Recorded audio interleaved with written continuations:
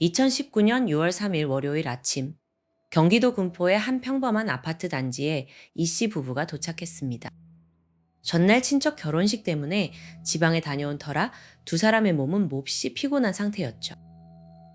부부에게는 이제 막 성인이 된 20살 딸 성아가 있었습니다. 집을 비우는 동안 딸이 혼자 있는 게 걱정됐던 부부는 78세 외할머니에게 하룻밤을 부탁했습니다. 성아가 평소에도 외할머니를 잘 따랐기에 부부는 아무런 의심 없이 현관문을 열었습니다. 문을 열자마자 코끝을 찌르는 묘하고 비릿한 쇠냄새가 집안을 가득 채우고 있었습니다.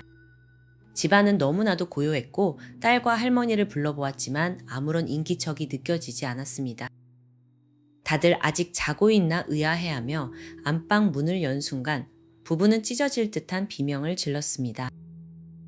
안방에는 외할머니 남씨가 온몸이 칼에 난자당한 채 피투성이가 되어 쓰러져 있었습니다. 할머니가 덮고 있던 이불은 쏟아진 피로 이미 축축하게 젖어 들어간 상태였죠. 무엇보다 끔찍했던 것은 그녀의 양쪽 눈이 모두 예리한 칼날에 찔려 있었다는 사실입니다. 결정적으로 목을 관통당해 동맥이 끊어지면서 그녀는 과다출혈로 사망에 이르렀습니다. 육안으로 확인된 자창만 무려 31곳에 달할 정도로 현장은 참혹함 그 자체였습니다. 정신없이 경찰에 신고를 마친 부부는 떨리는 마음으로 집안 곳곳을 살피기 시작했습니다. 그런데 부부의 침실에 있던 베개와 이불마저 무언가에 대한 증오를 담은 듯 갈기갈기 찢겨 있었습니다. 도둑이나 괴한이 들었을 거라 믿고 싶었던 찰나 화장실 거울에서 충격적인 메모가 발견됩니다. 새빨간 립스틱으로 적힌 광기 어린 문구는 할머니 죽이고 나도 죽어라는 말이었습니다. 그것을 본 부부는 그 자리에 주저앉아 오열할 수밖에 없었습니다. 자신들의 금쪽 같은 딸 성아가 가장 사랑하던 할머니를 살해했다는 사실을 받아들이기 힘들었죠. 하지만 집안 어디에도 성아의 모습은 보이지 않았고 그녀의 핸드폰은 변기에 빠진 채 버려져 있었습니다. 경찰은 즉시 성아의 행방을 추적하기 시작했고 인근 CCTV를 샅샅이 뒤졌습니다. 범행 4시간 만에 그녀의 마지막 위치가 한 관공서 로비에서 포착되었습니다. 현장에 출동한 경찰을 보고도 그녀는 아무런 저항 없이 순순히 체포에 응했습니다. 체포된 후 성아는 담담하게 자신의 범행 일체를 자백하며 모두를 경악하게 만들었습니다. 도대체 왜 무엇이 평범했던 소녀를 자신의 혈육까지 해치는 괴물로 만들었을까요? 그녀의 범행 동기를 이해하기 위해서는 레디컬 페미니즘이라는 키워드를 살펴봐야 합니다. 성아는 단순한 관심을 넘어 이 사상을 거의 신봉하는 수준에 이르러 있었습니다. 그녀의 메모장에는 남성을 혐오하고 살해하고 싶다는 무시무시한 글들이 가득 적혀 있었죠. 성아는 특히 남성과 결혼한 기혼 여성을 가부장제의 죄인이라 부르며 혐오했습니다. 이러한 왜곡된 가치관의 뿌리에는 그녀가 초등학생 시절 겪었던 성폭행 피해가 있었습니다. 중학교 시절의 집단 따돌림은 그녀의 피해의식을 더욱 극단적으로 몰아넣었습니다. 성아는 심각한 자기방어 기제로 인해 자신의 배설물을 보관하는 등의 이상 행동까지 보였습니다. 대학 입학 후 또다시 겪은 성추행은 그녀의 마지막 남은 현실과의 끈을 끊어버렸습니다. 집안에 틀어박힌 딸을 향한 부모의 무심한 질타는 그녀의 고립을 더욱 심화시켰죠. 결국 그녀는 환청은 없지만 편집증적 사고가 강한 조현형 성격 장애 진단을 받았습니다. 그녀의 분노는 점차 남성에서 시작해 엄마를 거쳐 근원인 외할머니에게로 향했습니다. 외할머니가 엄마를 낳지 않았더라면 자신의 비극도 없었을 거라는 기괴한 논리였습니다. 사건 이틀 전 부모님이 집을 비운다는 소식에 그녀는 조용히 회칼 5자루를 미리 구매했습니다. 할머니와 도란도란 이야기를 나누던 그날 밤, 그녀는 할머니가 잠들자마자 칼을 꺼내 들었습니다. 사랑했던 손녀의 손에 눈이 찔린 할머니는 그 고통 속에서 짧은 생을 마감해야 했습니다. 할머니가 숨을 거둔 직후 집안에는 오직 무거운 정적만이 감돌고 있었습니다. 손녀 이성아는 피 묻은 손을 씻지도 않은 채 거실 소파에 멍하니 앉아 있었습니다. 신고를 받고 출동한 경찰들이 현관문을 거칠게 열고 집 안으로 들이닥쳤습니다. 경찰의 눈에 들어온 것은 안방 바닥에 쓰러진 할머니와 그 옆에 놓인 날카로운 흉기였습니다. 하지만 성아는 경찰을 보고도 놀라거나 도망치려 하지 않았습니다. 그녀는 오히려 무표정한 얼굴로 경찰의 질문에 아주 짧게 대답할 뿐이었습니다. 수사관이 그녀의 팔목 목덜미를 잡고 수갑을 채우는 순간에도 그녀는 미동도 없었습니다. 경찰차 뒷좌석에 앉은 성아는 창밖을 보며 알 수 없는 미소를 지었습니다. 경찰은 본격적으로 이 끔찍한 살인 사건의 동기를 밝히기 위해 수사에 착수했습니다. 유족들은 성아가 평소 조용한 성격이었으며 할머니와 사이가 나쁘지 않았다고 증언했습니다. 그러나 그녀의 방에서 발견된 노트북과 스마트폰은 전혀 다른 진실을 말하고 있었습니다. 포렌식 결과 성아는 수개월 전부터 특정 남성 혐오 커뮤니티에 깊이 빠져 있었습니다. 게시판에는 남성에 대한 무차별적인 비난과 폭력적인 게시물들이 가득 차 있었습니다. 그녀는 그곳에서 한남이라는 단어를 사용하며 주변 모든 사람을 증오하기 시작했습니다. 성아의 일기장에는 가부장제의 잔재를 청산해야 한다는 극단적인 문구들이 적혀 있었습니다. 안타깝게도 그녀는 평생 자신을 돌봐준 할머니마저 그 청산의 대상으로 여겼습니다. 성아는 할머니가 자신에게 건네는 따뜻한 조언들을 억압이자 간섭으로 받아들였습니다. 범행 며칠 전부터 그녀의 인터넷 검색 기록은 소름 돋을 정도로 구체적이었습니다.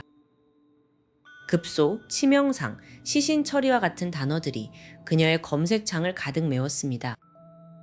그녀는 범행 당일 아침에도 증오 섞인 댓글을 남기며 자신의 의지를 다졌습니다. 전문가들은 그녀가 현실 세계의 유대감보다 온라인의 극단적 유대감에 중독되었다고 진단했습니다. 조사 과정에서 성아는 할머니에 대한 미안함이나 죄책감을 전혀 보이지 않았습니다. 오히려 그녀는 자신이 정의를 실현했다는 식의 궤변을 늘어놓았습니다. 평생 소녀를 위해 헌신했던 할머니의 사랑은 그렇게 무참히 짓밟혔습니다. 경찰은 이성아의 정신 상태가 일반적이지 않다고 판단하고 정밀 감정을 의뢰했습니다. 그녀가 머물던 방 구석에서는 기괴한 그림들이 여러 장 발견되었습니다. 그 그림들은 모두 눈이 도련해지거나 붉게 칠해진 노인의 형상을 하고 있었습니다. 이것은 단순한 증오를 넘어선 깊은 정신적 붕괴의 신호였습니다. 유가족들은 성아가 왜 이렇게 변했는지 도저히 이해할 수 없다며 오열했습니다. 그녀의 과거를 추적하던 경찰은 그녀가 겪었던 뜻밖의 사건들을 하나씩 찾아내기 시작했습니다. 이성아는 학창 시절부터 극심한 대인기피증과 피해 망상에 시달려온 것으로 드러났습니다. 그녀의 머릿속에서는 현실과 망상이 뒤섞여 위험한 괴물을 키우고 있었습니다. 체포된 후 처음으로 카메라 앞에 선 성아는 당당하게 고개를 들었습니다. 기자들의 질문 세례에도 그녀는 입을 굳게 다문 채 서늘한 눈빛만을 쏘아댔습니다. 이 사건은 단순한 존속 살인을 넘어 우리 사회의 혐오 범죄에 대한 경종을 울렸습니다.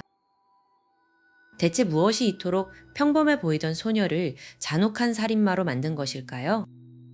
경찰은 그녀의 정신 분석 결과에서 조현형 성격 장애라는 키워드를 발견하게 됩니다. 그리고 그녀가 그날 밤 할머니의 눈을 찌른 이유에 대해 충격적인 진술을 시작했습니다. 그것은 단순한 분노가 아니라 그녀만의 기괴한 세계관에서 비롯된 의식이었습니다. 수사가 깊어질수록 드러나는 그녀의 과거는 상상 이상의 어둠을 품고 있었습니다. 하지만 경찰을 더욱 당황하게 만든 것은 그녀가 범행 직후 누군가와 통화했다는 사실이었습니다. 경찰이 확보한 이성아의 통화 내역에는 그녀가 의지하던 단 한 명의 친구 이름이 적혀 있었습니다.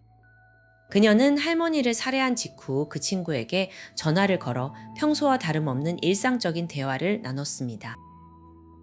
전문가들은 이러한 기괴한 침착함의 원인을 그녀의 깊은 내면에 자리 잡은 정신질환에서 찾기 시작했습니다. 수사 과정에서 드러난 이성아의 의료 기록에는 조현형 성격 장애라는 진단명이 선명하게 기록되어 있었습니다. 그녀의 비극은 아주 어린 시절 부모님의 이혼과 함께 시작된 버림받았다는 공포에서 싹을 틔웠습니다. 이성아는 부모가 자신을 버렸다는 생각에 사로잡혀 극심한 대인 기피증과 피해 망상을 겪어왔습니다. 그녀는 자신을 거두어 길러준 외할머니조차 자신을 감시하고 통제하는 적으로 간주하기 시작했습니다. 특히 할머니가 자신의 외출을 만류하거나 조언을 할 때마다 그녀는 그것을 남성 중심적 사회의 억압으로 치부했습니다. 이성아의 방에서는 극단적인 혐오와 분노가 담긴 일기장 수십 권이 발견되어 충격을 주었습니다. 일기장 속에는 나를 억압하는 모든 것을 파괴하겠다는 섬뜩한 다짐이 반복적으로 적혀 있었습니다. 사건 당일 아침에도 할머니는 손녀의 건강을 걱정하며 따뜻한 밥상을 차려 내놓았습니다. 하지만 이성아의 눈에는 그 친절마저 자신을 구속하려는 위선적인 행동으로 비춰졌습니다. 할머니가 주방에서 설거지를 시작하자 그녀는 조용히 뒤로 다가가 흉기를 집어들었습니다. 망상에 완전히 잠식된 그녀의 이성은 비명 한마디조차 허용하지 않는 잔혹함으로 돌변했습니다. 범행을 마친 그녀는 피 묻은 옷을 갈아입고 아무 일 없었다는 듯 거실 소파에 앉아 텔레비전을 켰습니다. 이성아는 체포된 이후에도 자신의 행동이 정당방위였다며 억지 주장을 굽히지 않았습니다. 법원은 그녀의 정신질환을 인정하면서도 범행의 계획성과 잔혹성을 근거로 중형을 선고했습니다.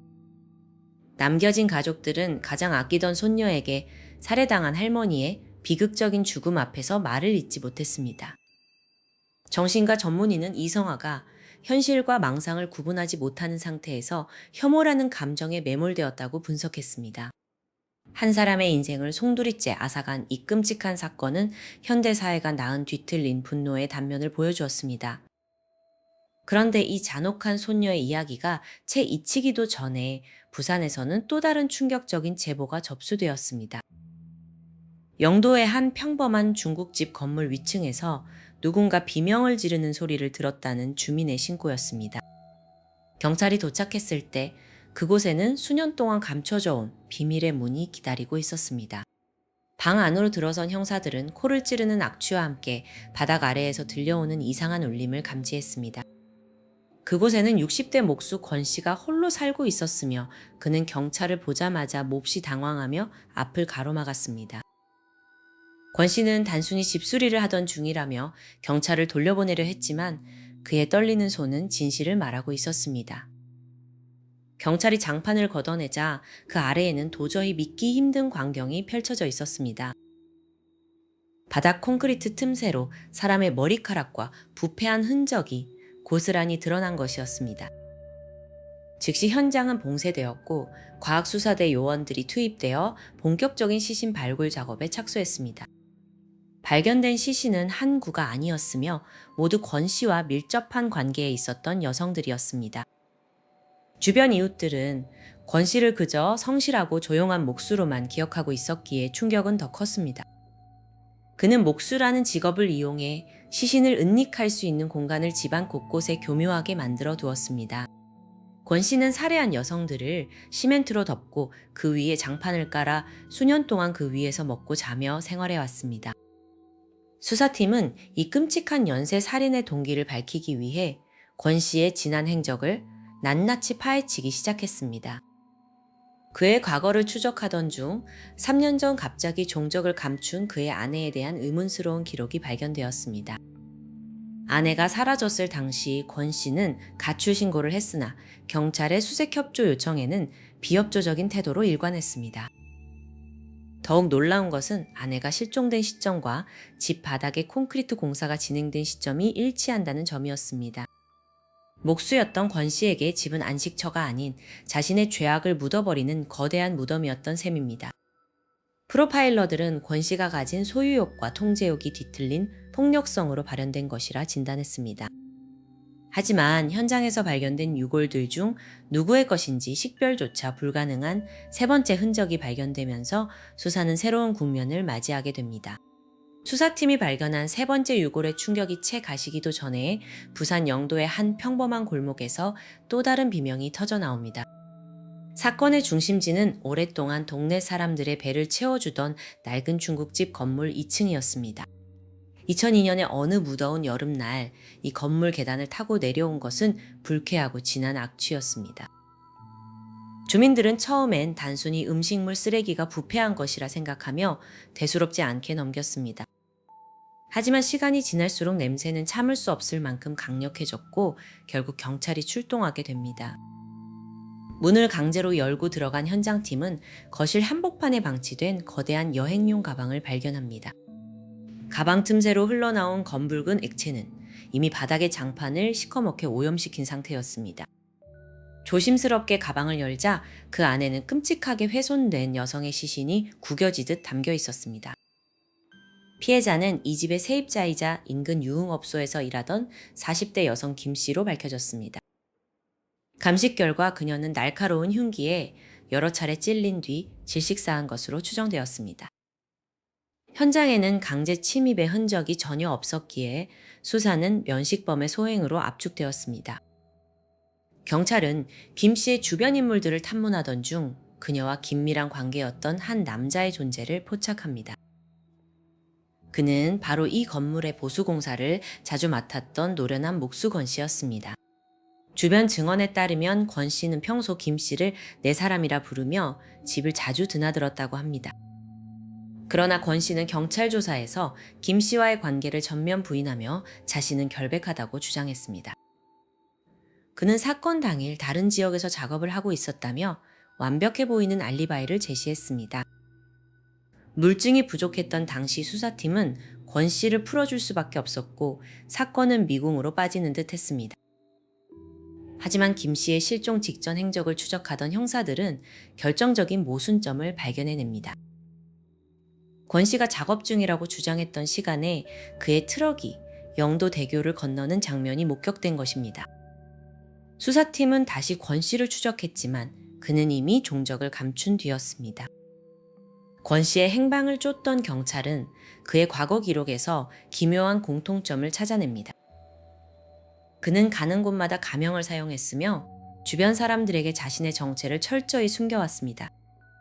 더욱 소름 돋는 사실은 그가 거주했던 집들마다 알 수 없는 보수공사가 이루어졌다는 점입니다. 실종된 김 씨의 시신이 발견된 가방에서도 권 씨의 작업 도구에서 나온 미세한 나무 톱밥이 검출되었습니다. 경찰은 권 씨가 단순한 살인범이 아닌 시신 유기에 능숙한 기술자라는 사실에 주목합니다. 탐문 수사 도중 형사들은 권 씨의 아내 역시 수년 전부터 소식이 끊겼다는 정보를 입수합니다. 권 씨는 이웃들에게 아내가 가출했다고 말했지만 그녀의 흔적은 그 어디에서도 발견되지 않았습니다. 수사팀은 권 씨의 고향인 거제도로 향해 그가 머물렀던 흔적을 샅샅이 뒤지기 시작합니다. 그곳에서 발견된 것은 그가 오랫동안 숨겨온 또 다른 이중생활의 파편들이었습니다. 상자 안에는 여러 여성의 이름이 적힌 수첩과 빛바랜 사진들이 가득했습니다. 권 씨는 숙련된 목수라는 직업을 이용해 피해자들의 집 구조를 파악하고 범행을 계획한 것이었습니다. 그는 살해 후 시신을 유기할 때도 자신의 건축 지식을 동원해 완벽한 은폐를 시도했습니다. 영도 살인사건의 범인이 권 씨라는 사실이 명백해졌지만 그의 행방은 여전히 묘연했습니다. 전국에 수배령이 내려진 가운데 부산의 한 낡은 아파트에서 제보가 들어옵니다. 최근 윗집에서 밤마다 무거운 것을 끄는 소리와 망치질 소리가 들린다는 내용이었습니다. 형사들은 즉시 현장으로 출동해 해당 호수를 포위하고 문을 두드렸습니다. 안에서는 아무런 대답이 없었지만 문틈으로 새어나오는 미세한 톱밥 가루가 범인의 존재를 암시했습니다. 문을 박차고 들어간 순간 베란다에서 뛰어내리려던 권 씨가 거칠게 제압당합니다. 체포된 그는 비열한 미소를 지으며 내가 한 게 맞다고 순순히 자백합니다. 수사팀은 그가 살았던 집들의 구조를 다시 조사하기 시작했고 기괴한 사실을 발견합니다. 그는 자신이 살인을 저지른 집의 바닥을 높여 그 속에 시신을 매장하고 그 위에서 생활해왔던 것입니다. 권 씨의 진술을 토대로 바닥을 뜯어내자 그가 3년 전 사라졌다고 주장한 아내의 시신이 나타납니다. 시신은 마치 잠든 것처럼 옷을 입은 채 비닐에 겹겹이 쌓여 차가운 콘크리트 사이에 끼어 있었습니다. 영도의 중국집 내연녀 살인사건은 단순한 치정극이 아닌 연쇄살인마의 엽기적인 행각이었습니다. 하지만 권 씨가 내뱉은 아직 내 발밑에 몇 명 더 있다는 소름 끼치는 혼잣말에 현장은 얼어붙고 맙니다. 권 씨의 입에서 나온 섬뜩한 발언은 취조실 안에 있던 형사들의 등골을 서늘하게 만들었습니다. 수사팀은 즉시 권 씨의 주변 인물들을 상대로 광범위한 평판 조사를 다시 시작했습니다. 하지만 주변 이웃들이 기억하는 권 씨는 너무나도 성실하고 온화한 목수일 뿐이었습니다. 그는 30년 동안 한 동네에서 살며 이웃들의 꾸준 일을 도맡아 하던 인물이었습니다. 형사들은 권 씨의 가장 친한 친구인 박 씨를 찾아가 그의 사생활에 대해 묻기 시작했습니다. 박 씨는 망설이다가 권 씨의 아내가 몇 년 전부터 보이지 않았다는 사실을 털어놓았습니다. 이웃들은 단순히 아내가 가출을 했거나 요양원에 들어간 것으로만 알고 있었습니다. 그러나 경찰 기록 확인 결과 권 씨의 아내에 대한 실종 신고는 단 한 건도 접수되지 않았습니다.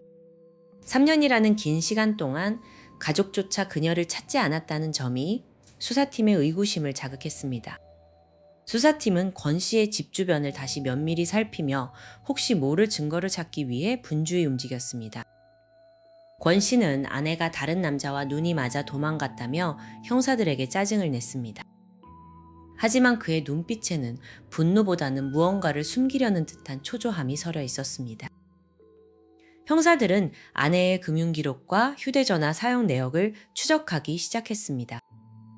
놀랍게도 그녀의 모든 생활 반응은 3년 전 어느 가을날을 기점으로 완전히 끊겨 있었습니다. 더욱 기괴한 것은 그녀가 사라진 직후 권 씨가 집안 내부 공사를 대대적으로 벌였다는 사실입니다. 목수였던 그가 직접 바닥을 뜯어내고 시멘트를 발랐다는 목격담이 확보되었습니다. 수사팀은 내연녀 살해의 사건의 잔혹함으로 보아 아내 역시 무사하지 못할 것이라 직감했습니다. 권 씨가 평소 아내와 자주 다투었으며 폭력적인 성향을 보였다는 추가 증언이 나왔습니다. 마을 사람들은 그가 아내를 끔찍이 아끼는 줄 알았기에 이 사실의 경악을 금치 못했습니다. 권 씨의 이중 생활은 그가 정성껏 다듬던 나무 가구들처럼 정교하게 조작되어 있었습니다. 경찰은 권 씨의 자택에 대한 압수수색 영장을 발부받아 현장으로 출동했습니다. 권 씨는 수색 과정을 지켜보며 이상하리만큼 차분한 태도를 유지했습니다. 과학수사대원들은 루미놀 반응 검사를 위해 집안 곳곳에 특수용액을 뿌렸습니다. 잠시 후 겉보기에는 깨끗했던 거실 바닥과 벽면에서 푸른 빛의 혈흔 반응이 쏟아져 나왔습니다. 그것은 단순한 사고로 흐른 피라고 하기엔 너무나도 광범위하고 처참한 흔적이었습니다. 특히 권 씨가 새로 깔았다는 안방의 장판 아래쪽에서 강한 반응이 감지되었습니다. 하지만 바닥을 모두 뜯어냈음에도 불구하고 시신은 어디에서도 발견되지 않았습니다. 권 씨는 혈흔 반응에 대해 코피를 흘렸을 뿐이라며 비웃는 듯한 대답을 내놓았습니다. 수사팀은 권 씨가 시신을 다른 곳으로 옮겼을 가능성을 염두에 두고 수색 범위를 넓혔습니다. 그러던 중 권 씨가 사건 당시 거액의 시멘트와 방수액을 구입한 영수증이 발견되었습니다. 일반적인 보수공사라고 하기엔 그 양이 지나치게 많았고 시점 또한 절묘했습니다. 형사들은 권 씨의 집 마당과 건물 지하 창고를 샅샅이 뒤지기 시작했습니다. 30년 지기 친구였던 박 씨는 권 씨의 집에서 나던 이상한 냄새를 뒤늦게 기억해냈습니다. 하지만 당시에는 그저 목재가 썩는 냄새나 공사 자재 냄새라고만 생각했습니다. 권 씨의 치밀함은 경찰의 수사망을 비웃듯 모든 증거를 인위적으로 덮어버린 상태였습니다. 수사팀은 권 씨의 목수로서의 기술이 시신 은닉에 사용되었을 것이라 확신했습니다. 집안의 모든 가구와 구조물을 해체해서라도 진실을 밝히겠다는 결연한 의지가 현장에 감돌았습니다. 권 씨는 체포된 이후에도 시종일관 침묵을 유지하며 수사팀을 관찰하는 듯한 태도를 보였습니다. 마침내 지하실 구석에서 발견된 부자연스럽게 높은 바닥면이 형사들의 시선을 사로잡았습니다. 그곳을 망치로 내리치자 그동안 숨겨져 왔던 역겨운 악취가 진동하며 공간을 가득 메우기 시작했습니다. 갈라진 콘크리트 틈 사이로 드러난 것은 다름 아닌 사람의 것으로 보이는 긴 머리카락 뭉치였습니다. 수사관들이 떨리는 손으로 콘크리트 바닥을 더 깊게 파헤치기 시작했습니다. 머리카락 뭉치 아래로 부패한 비닐봉투의 형체가 서서히 드러났습니다. 그곳에는 한 구가 아닌 여러 개의 덩어리로 나뉜 시신들이 은닉되어 있었습니다. 감식반은 즉시 현장을 봉쇄하고 유해의 신원 확인 작업에 착수했습니다. 첫 번째 유해는 3년 전 행방불명되었던 권 씨의 아내로 판명되었습니다. 놀랍게도 그 옆에서 발견된 또 다른 시신은 실종 신고조차 없었던 그의 내연녀였습니다. 권 씨는 수사관들 앞에서도 눈 하나 깜빡이지 않고 자신의 범행을 시인했습니다. 그는 목수 기술을 이용해 시신을 토막내고 콘크리트로 타설하는 치밀함을 보였습니다. 살인 후에도 그는 그 바닥 위에서 밥을 먹고 잠을 자며 일상을 보냈습니다. 이웃들은 그가 친절한 목수인 줄로만 알았다며 치를 떨었습니다. 한편 할머니를 살해한 손녀 이성아의 재판도 막바지에 다다랐습니다. 법정에 선 이성아의 눈빛에는 유가족에 대한 미안함이 전혀 보이지 않았습니다. 검찰은 그녀가 계획적으로 범행을 준비했음을 입증하는 증거들을 제시했습니다. 변호인은 그녀의 정신질환을 근거로 심신미약을 주장하며 선처를 호소했습니다. 재판부는 그녀가 범행 당시 사물 변별 능력이 충분했다는 감정 결과를 인용했습니다. 결국 이성아에게는 존속살해 혐의로 징역 25년이라는 중형이 선고되었습니다. 같은 시기 아내와 내연녀를 살해한 권 씨의 판결도 내려졌습니다. 시신 유기와 살인 혐의가 인정되었으나 그는 끝까지 우발적 사고였다고 주장했습니다. 법원은 그에게 무기징역을 선고하며 영구히 사회에서 격리할 것을 명령했습니다. 유가족들은 법정을 나서며 그제야 참았던 눈물을 터뜨렸습니다. 하지만 죽은 자들은 돌아오지 않으며 남겨진 이들의 상처는 아물지 않았습니다. 이 두 사건은 우리 사회에 가장 안전해야 할 가정이 무너진 비극이었습니다. 전문가들은 이성아의 사례가 뒤틀린 신념과 정신질환의 위험한 결합이었다고 분석합니다. 혐오와 망상이 한 인간을 어떻게 괴물로 만드는지 여실히 보여준 사례였습니다. 한편 권 씨의 범행은 평범한 이웃에 가면 뒤에 숨겨진 인간의 심연을 드러냈습니다. 수년간 시신 위에서 생활한 그의 대담함은 소름 끼치는 냉혈함을 상징합니다. 우리 곁에 살고 있는 누군가가 그런 비밀을 품고 있을지도 모른다는 공포가 확산되었습니다. 사건이 일어났던 영도의 중국집 위층 방은 이제 굳게 닫혀 있습니다. 할머니의 집 역시 주인을 잃은 채 정적만이 흐르고 있습니다. 우리는 이 참혹한 기록들을 통해 무엇을 배워야 하는지 자문하게 됩니다. 소통이 단절된 가족과 방치된 정신건강이 어떤 대가를 치르는지 확인했습니다. 진실은 결국 밝혀졌지만 상처 입은 영혼들의 시간은 여전히 멈춰 있습니다. 사법 시스템은 가해자들에게 합당한 처벌을 내리며 사건의 마침표를 찍었습니다. 감옥의 철창 너머로 사라진 그들에게 더 이상의 자비는 없었습니다. 이 다큐멘터리는 희생된 분들의 넋을 기리며 여기서 마무리하고자 합니다. 세상은 다시 평온을 되찾은 듯 보이지만 우리는 잊지 말아야 합니다. 주변의 작은 신호에 귀를 기울이는 것이 비극을 막는 첫걸음임을 말입니다. 고통 없는 곳에서 영면하시길 진심으로 기원합니다. 잔혹했던 범죄 기록은 이제 역사의 한 페이지로 남게 되었습니다. 가장 가까운 이의 배신으로 시작된 이 슬픈 이야기는 여기서 끝을 맺습니다.